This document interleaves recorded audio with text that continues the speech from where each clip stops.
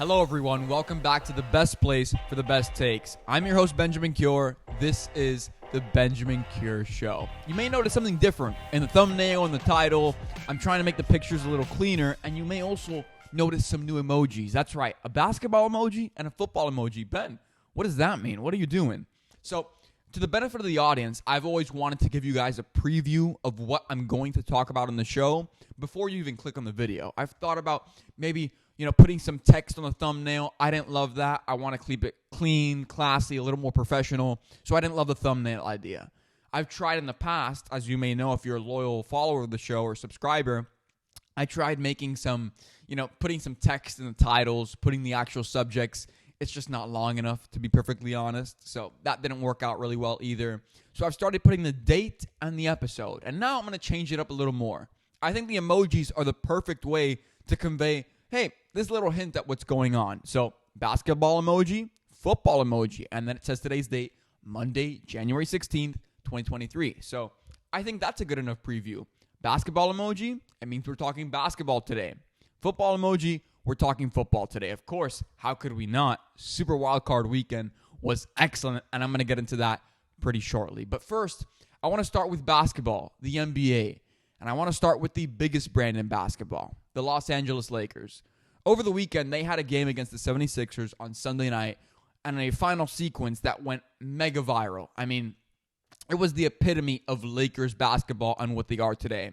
Essentially, Russell Westbrook had an excellent performance, by the way. We live in clip culture, so you may have not caught on to that or seen that. Russell Westbrook had an excellent night. He had a triple-double, I believe the largest triple-double in NBA history off the bench. Excellent performance, but what happened in that final sequence in the clip that went viral has everybody up in arms. And I've noticed something. Once again, I talk about the real story, the story behind the story that no one else covers. That's why you're watching this show. You want to hear my perspective. So I noticed something in that clip that's really bothering me, that I've said for months prior to the season, and I've said, a couple times during, and now it's all out there, and it's getting ugly. So let's talk about the clip. Russell Westbrook has the ball in the final sequence of the game. Lakers down by 1 against the 76ers. He takes the shot. There's no timeout. Only a couple seconds left on the clock, and he misses it. So it's one of those, Russell Westbrook, a little bit more confident than he should be, taking the final shot. Didn't give the ball to LeBron. Darvin Ham didn't call a timeout. And those are the most telling elements to me. That trifecta right there. That sequence against the 76ers embodies who the Lakers have become. Because the Lakers almost seem like they're preying on each other's downfall. It is the strangest thing, the most toxic environment I've ever seen from the biggest brand in basketball. LeBron James, sure, he may have wanted to call for the ball, but he wasn't super aggressive. Didn't ask Westbrook for the ball. He was almost daring his own teammate, take the shot. If you make it, we win. But if you don't, the blame's not going to be on me. The narrative is going to be against you, Russ. Darvin Ham not calling a timeout in that moment, saying, if he makes a shot, good. If he doesn't, it's not my problem. Everyone's going to see who Russell Westbrook is. Once again, almost daring Russ to fail. And then Russell Westbrook in that moment, being a little bit cocky, a little bit self-involved, more confident than he should be in that moment, says, I'm the best player on the floor. I'm going to take this shot. When he historically does not have a good record of making these go ahead, win the game at the end of the game shots. It is incredibly strange to watch that. I've always been taught, if you believe that you have the best player on the basketball court and you're in a situation like that, as a coach, you call a timeout and you drop the play for the best player on the floor. You don't allow the guys on the court with all the adrenaline, all the momentum, all the franticness to ruin it for themselves. You don't allow them to be their own worst enemy. LeBron, I would think that as someone who I consider to be one of the greatest, if not the greatest basketball player of all time, I think he would have been a little more aggressive asking for the ball in that moment or calling for a timeout, either one. It feels like these guys have heard all the headlines about them, and how could they not? Any conversation that is had behind closed doors in the Lakers gets leaked. We know LeBron has wanted Russell Westbrook out of the building multiple times over the course of this season and last year. We know that Darvin Ham doesn't love working with Westbrook, that he doesn't love the buildup of this Lakers team. Everyone knows when you go to school or when you go to work, depending on how old you are, and you may know that someone doesn't like you because behind closed doors, you've kind of heard things, or you know that they're having conversations behind those closed doors, but it's not super uncomfortable because you kind of ignore it. You each go by your day and you just pretend that it's not a thing.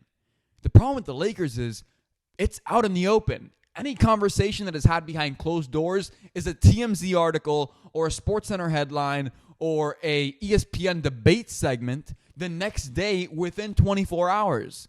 It is the strangest. Everything's out in the open. Everyone kind of hates each other. Everyone kind of knows it, but no one talks about it. The cancerous nature of that team is not being addressed. A couple weeks ago, I'm sure you saw the clip, but this one went viral too. LeBron James and Darvin Ham talking about to their locker room saying, we need to win. We need to be competitive. We need to go out there with the intention of winning this game, knowing that we're the best team on the floor. I'm ad-libbing, of course. It was something along those lines. And then Russell Westbrook cuts him off and says, "No, man, remember, we're just here to have fun." What? That is two completely different methodologies and trains of thought. I mean, LeBron, when they panned the camera back to LeBron in that moment, LeBron looked at Russell Westbrook like he could stare a hole through him. Laser eyes. He was so frustrated, mad, and in disbelief in that moment that after his rant, Russ cut him off by introducing the polar opposite of what he was trying to instill in his team. The team is at odds with each other. Very toxic environment. You don't love to see it as a basketball fan because it's so uncomfortable, and it doesn't lead to a good product on the floor. It doesn't. For the biggest brand in basketball, the most people watching, the most eyes on every clip, on every game, on every sequence, to see that your team is so out of touch, that they really don't like each other, that they have no relationship outside the locker room or within it, which is incredibly rare and strange. I mean, I have no friends or reporters or ears in that Lakers facility or around that team in LA, but I can tell you for a fact, these guys aren't going out together after games. They're not booking reservations at a restaurant, going to a nice dinner. They're not going out to the club with each other either. They are in their own world, away from each other, have no intention of spending time with each other or building camaraderie. It is incredibly awkward and uncomfortable, and I've said it for weeks on the show. I mean, I introduced this thought a couple weeks ago. The take did pretty well. I talked about this before the season.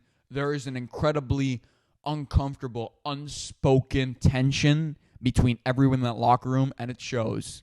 Everyone within the Lakers franchise is preying on each other's downfall. I've never seen anything like it. Super Wildcard Weekend had its fair share of come-from-behind wins. The Jaguars win was no exception. It was probably the staple of the weekend. A lot of your favorite sports broadcasters probably changed the channel or turned off their TV after the second quarter. Not this guy. I was locked into the game. I didn't know for a fact that the Jaguars were going to come back, but I did know two things. Number one, regardless of how that game started, Trevor Lawrence is a top 5 quarterback in the National Football League. If anyone could lead them back, it was going to be him. Number two, Doug Peterson is an excellent head coach. He has been great all year long, and he was going to empty his bag of tricks and call the most creative game plan he could possibly call. So I knew those two things. Ultimately, everyone knows the result of the game. They inched their way back in. Very fun game to watch as a fan. You know, the sway of momentum and whatnot. But the big conversation this morning is Brandon Staley. Where does he stand with the Chargers? Is he going to be fired? Should he be fired? Should he stay? What's going on? Let me start by saying, if the Chargers choose to stick with Brandon Staley, it is sending a message to everyone around the league, including their fans. Hey, we're okay with mediocrity. We're okay with being talked about as a playoff contender and potentially being one because of who we have under center at quarterback. But, we're not here to get happier than happy. We're just here to, play ball. And if we get far, we get far. But there's no real aggression or intention of winning behind that. But I don't think that's the way that the Chargers are thinking anymore. I don't think this is the same old Chargers, especially when you look at what they've done to their team over the last 2 years, the last 18 months. Drafting Justin Herbert, really being aggressive on the free agency market, making big trades, building a Super Bowl contending team from a talent perspective. I told you before the season started, on paper, this team is absolutely one of the top 3, top 4 best teams in the NFL. They should be competing for a Lombardi trophy. But injuries, circumstances, coaching, all these things in a very long NFL season play into why they're not a shoo-in. It's why we love football. Anybody can win on paper, but on the field, anybody, and I mean anybody on any given Sunday can really win and has a chance to do so, even if they're not the better team. So those things haven't necessarily fallen in line or as to their plan with the Chargers this season. But I don't think they're going to do that. So I don't think they're going to stick with mediocrity. The question here becomes are they going to get Sean Payton? Everyone who has followed this story closely knows Sean Payton is living kind of secretively in Los Angeles in a remote location, enjoying the beautiful weather, enjoying the amazing city that Los Angeles is, and he is looking to get back into coaching, and his number one option, or his number one pick, if he had the choice, was the Chargers. Excellent location, really well-built team, and most importantly, a top 5 NFL quarterback in a time where the NFL is quarterback-centric. So that's the best landing spot for him, and it would be a dream matchup, a match made in heaven, truthfully, for the Chargers and Sean Payton. Here's the thing, though. Sean Payton is looking to get into a relationship, and if there's anything I know about relationships, and that you probably notice as well, in a relationship, one of the most important things you want to feel like is like you're appreciated. Like the other person on the other side of the relationship really cares for you, they care how you feel, and that they want you to be there. They want you to be involved in their day-to-day life. That's one of the best parts of relationships is the unity factor of it, the bond. The Chargers are in a situation where they will have to be aggressive to land Sean Payton. And historically, they haven't been super aggressive. Sure, good offseason, a lot of great additions, but they are not a historically demanding franchise. They're not going to make it known. They're not going to throw a stone at Sean Payton's window and serenade him with a guitar in the middle of the night. That's not them. They're not super forward with showing if they're interested or not. They're kind of shy. They're reserved. They're not super aggressive or confident. They do not make it known, hey, we're after this person or this coach or this player. To get Sean Payton, you have to do that. Sean Payton has a lot of suitors right now, a lot of people who want him to be a head coach. Some are willing to pay big money. The Broncos, the rumored amount was $20 million. Like last year, would be the going price for a guy like Sean Payton. And the Broncos got involved in the conversation a couple months ago, and people said $25 million was the number. Now we're hearing if Sean Payton goes to the Broncos, it would be for $28 million a year. There's plenty of teams who want him. Good situations, bad situations. But just because you have the best situation doesn't mean you're going to land Sean Payton. They've got to make it known. Sean, we're all in. We want you to be our head coach. Sean Payton needs them and wants them to scream it off the top of the highest hill, and they're not, or the highest mountain, and they're not doing that. They need to make it known once they get rid of Brandon Staley, which I do think they will. Hey, Sean Payton, we're all in. We can't offer you $28 million a year. That's not our budget, but we want you to be our head coach. We're going to make you an above the market deal. We're going to pay you more than you deserve. Or not more than he deserves, more than his asking price right now for other teams. They will have to outbid other teams to get him. They can't put in the lowest offer and expect him to come. But that's my problem. The Chargers, Sean Payton could very well end up being the Chargers head coach next year at the start of the year, week 1. But Chargers fans and Chargers front office cannot expect Sean Payton to be their guy. It's got to be a mutual relationship. They got to show that they're all in on Sean Payton. They've got to make it known, and they've got to give him a good offer. They can't just, say, oh, yeah, we kind of want you. We know we've got the best team, and we know you've been eyeing us for a while. Come and get me. No, this has to be a mutual relationship and partnership, because if it does happen, I think it's going to be one of the best head coach quarterback duos in the NFL, and it will certainly make the Chargers must-watch TV if they weren't already with Justin Herbert at the helm. So, Chargers, Go out there, fix your franchise, get Sean Payton, but make it known. Don't just expect this to happen out of osmosis. So before their game even started on Sunday, the New York Giants were in an interesting position because by all metrics, they were America's favorite underdog. So many tickets coming into sports books, betting the underdog, the Giants, thinking that they had the best chance to beat one of the favorites this weekend in the Minnesota Vikings. And of course, what a game. Giants win. Brian Daboll put on a coaching clinic. And I do have to give props to Daniel Jones. I wrote in a tweet yesterday, Daniel Jones is not a quarterback who I'd choose as a GM to build my team around. He wouldn't be my first choice. But one thing you cannot question is his toughness and his conviction to win. This may be seen as a hot take. Daniel Jones might be the best third down quarterback I have ever seen. This season, he has been lights out on third down. And not just like 3rd and 1 or 3rd and 3. We're talking 3rd and 7, 3rd and 9, 3rd and 11. I have seen so many games this year where the Giants need to convert to keep the possession going. And Daniel Jones, whether it's with his legs or the majority of the time with his arm, has the confidence and the know-how to put the ball in the right spot. Distributes the ball very well. Has really grown into his own. He's in his butterfly stage of his career. He is really spreading his wings right now under Brian Daboll. Another thing that I've noticed about him, Daniel Jones has always been a really underrated athlete, I think. His ability to run, we've seen it for a couple years already, but something has changed.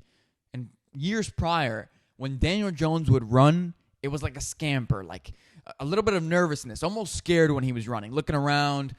He was not comfortable or in his element. He was just trying to gain some yards for his team. But this year, that's changed.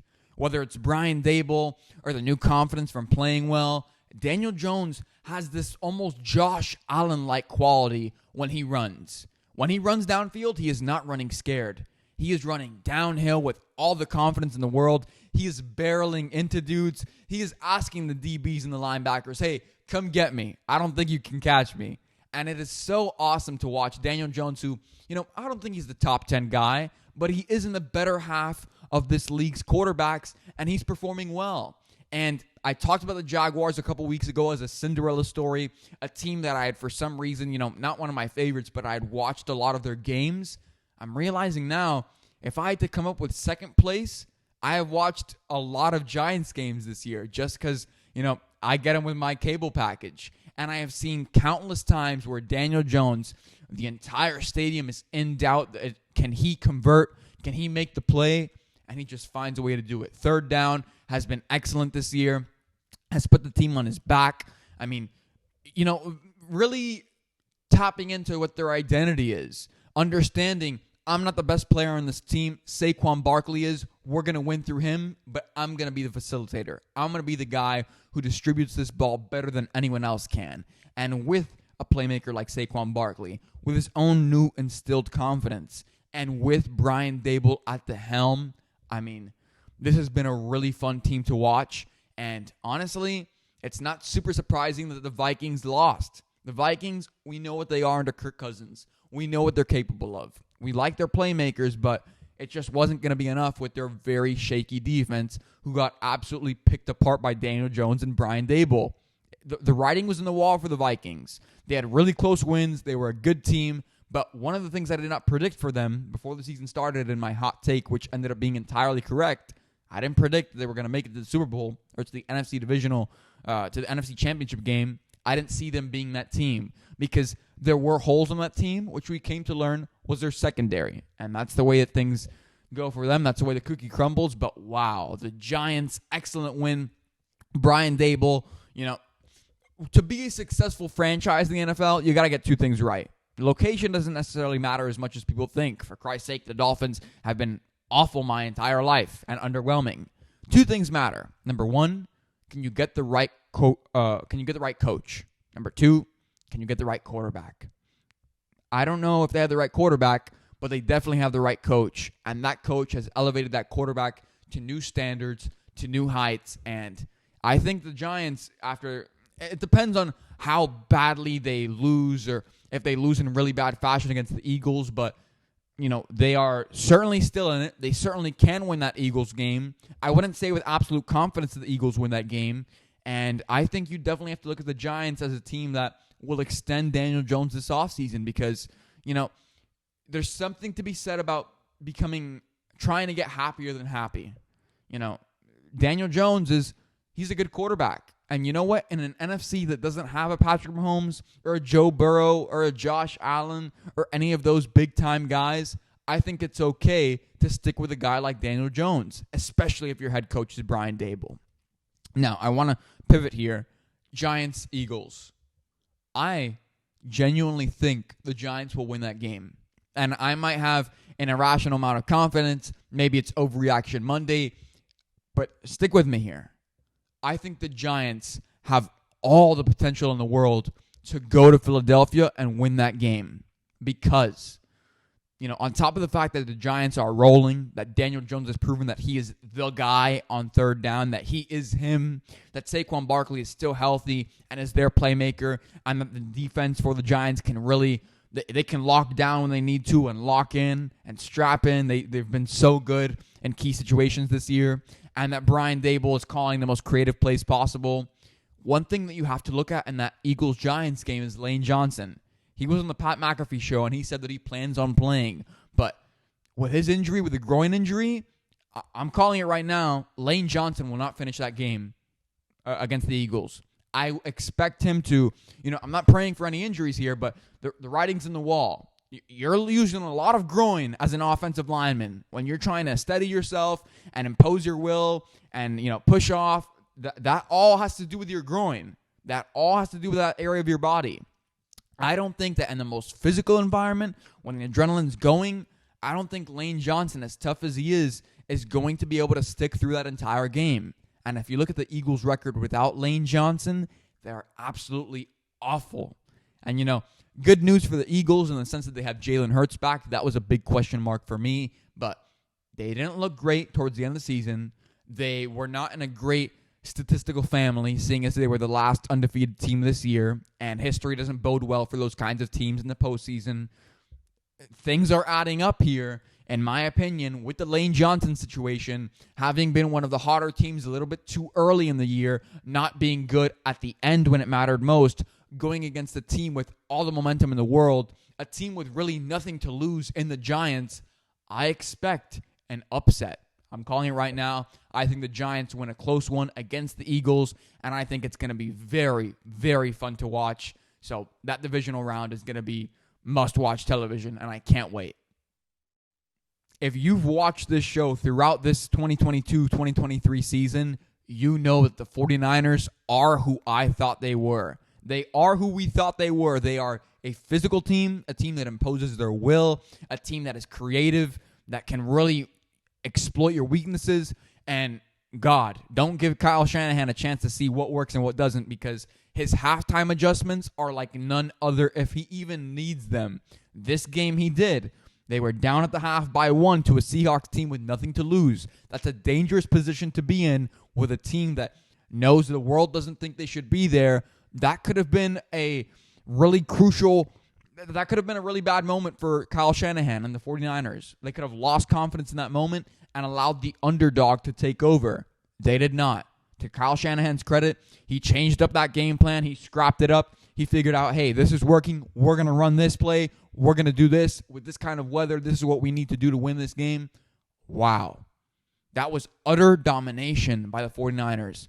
And Brock Purdy made some plays, including that drop touchdown to Brandon Ayuk in the back corner, which was pretty much the dagger at that point because they were winning by a million. But Brock Purdy is that guy for the 49ers. He is their franchise quarterback. And quite frankly, I have no idea how 49ers fans would be willing to accept Trey Lance might be our starting quarterback next year. No, he's not. Even if Brock Purdy lost his next game in disgusting fashion, Brock Purdy is the starting quarterback over Trey Lance for the 49ers. No question. I've said this numerous times on this show. Trey Lance, all the preseason opportunities in the world, this snap, coming in at the end of games after Jimmy was out a couple seasons ago. We'll give you these snaps, preseason snaps, in-game snaps. here are these moments in games, let's see what you can do, has never looked as good, as competent, as confident as Brock Purdy has from the moment he stepped into that offense. Brock Purdy looked amazing from day one, minute one. In his first start against the Bucs, he tore apart Tom Brady, did not let the moment get to him. He has overcome every psychological hurdle. He's come back from being down in the regular season. Now in the postseason, he knows how to stay in a game. Sure, he makes some throws that are you can classify as rookie mistakes that he will learn to not make as time goes on. But for the 49ers' sake, for their future, I guarantee you Kyle Shanahan in his mind knows I'm not starting Trey Lance this next year, even when he's healthy. There's no excuse or reasoning. Quite frankly, there's no competent person that would advise you to start Trey Lance over Brock Purdy after the way that Brock has looked. What are you going to tell me? Trey Lance brings a new dimension to the game? That was the argument for replacing Jimmy Garoppolo with Trey Lance. But Brock Purdy is just as athletic as the next guy. I mean, he's looked amazing. The way he rolls out, the way that he runs downhill. Brock Purdy is just as much of an athlete as Trey Lance. That's not the excuse here anymore. You can't use that Jimmy G, Trey Lance argument. Brock Purdy is the 49ers guy. He has taken that team. He has run with it. He has the full support of the locker room. And I hate to be that guy, but I have to. As a sports broadcaster, as a sports fanatic, as someone who, I was a big fan of Tom Brady growing up. This 2001 team, although I wasn't watching the Patriots at that time, this 2001 team, the Patriots 2001 team is very reminiscent of this 49ers team. What Brady did in 2001 of winning over the locker room, even though he wasn't the starter, a team that really thought they could go all the way and then lost their main guy, but then realized, oh, wait, we've got a competent quarterback here. What the 49ers have done, what they've been through with Brock Purdy this year is so reminiscent of that 2001 Patriots team. Everyone in that locker room has put their arms around Brock Purdy. They're all in. They have all the confidence in the world in him. They have his full support and respect. He's been through every possible situation with them. Big leads, winning games by blowouts, being down and coming back. They've been through it all together. And Brock Purdy deserves to be the quarterback one this year and next year, no matter who is waiting in the backups or who is waiting on the injury report for the 49ers. Brock Purdy is the QB1 for San Francisco. Tonight really is the moment that we have all been waiting for. The Tampa Bay Buccaneers at home versus the Dallas Cowboys to close out Super Wildcard Weekend on a Monday night. You couldn't have written this one any better. A big update for the Tampa Bay Buccaneers. Their center, Ryan Jensen, who spent pretty much all year on IR, is off the injury report. That is a massive win for them. I'm sure Tom Brady is very excited about this. Their O-line has been their weakest unit this year. Adding a guy like Ryan Jensen this late into the year at a crucial moment like this where they need all the help they can get, that's a massive addition for the Buccaneers. They're looking forward to that, I'm sure. I have some predictions for tonight's game. I think Dak Prescott throws 2 interceptions or more. I also think that kind of similar to the games this weekend, I think the Cowboys are going to be up by a large margin at halftime. And I think that the game is going to end up really close. I do think that this one is going to end up being a storybook finish. I think Tom Brady is going to be forced to, in the last 4 minutes in a 2-minute drill, be down and elevate everyone around him and make a comeback. I expect it to be a storybook finish for whoever wins the game. And I do expect a very action-packed game. I don't think this one's going to be quiet or low-scoring by any means. I think this one is built to be a barnstormer of a game, and I honestly can't wait. I'll be live on TikTok on @BenCure this afternoon. You don't want to miss it. But that is all for our football and sports talk on this episode of the Benjamin Cure Show. Take care, everyone. Remember, our clips are on social media. Like I said, I'll be live on TikTok if you want to tune in and ask your questions there. Until next time, I'm Benjamin Cure. This is the Benjamin Cure Show. See you next week.